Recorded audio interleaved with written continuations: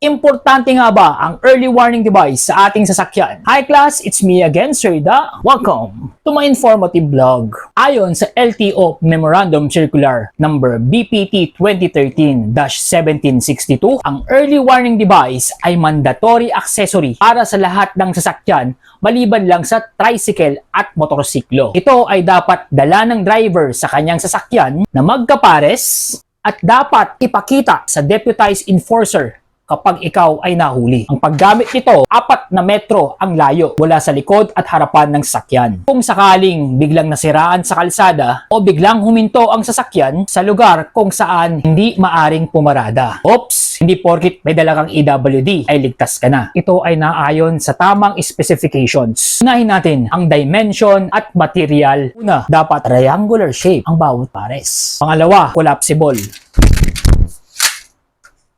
Pangatlo, gawa sa reflectorized plates.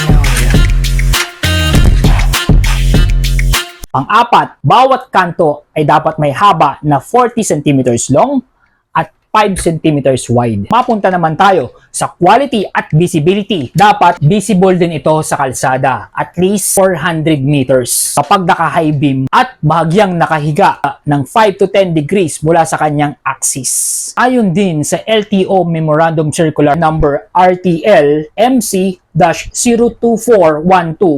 na ang bigat ng inyong early warning device ay hindi dapat bababa sa 1.25 kilos na nakasentro ang bigat ng disenyo sa kanyang base para kung sakaling mahangin ang lugar or maraming dumadaan na mabibilis sa sasakyan ay hindi ito tutumba. Magkano ang multa kapag ikaw ay walang dalang early warning device sa iyong sasakyan? Ayon sa DOTR, LTO Joint Administrative Order 2014-01 na maaari kang magbayad ng multa ng 5,000 piso para sa interesadong bumili ng mga legit na early warning device. Ilalagay ko ang link sa baba. Pwede kayong bumili doon. Ako nga pala si Sir Da. Maraming salamat at sana may natutunan ka sa informative vlog natin ngayon. Huwag mong kalilimutang mag-like and follow sa aking social media accounts. Always remember, road safety matters.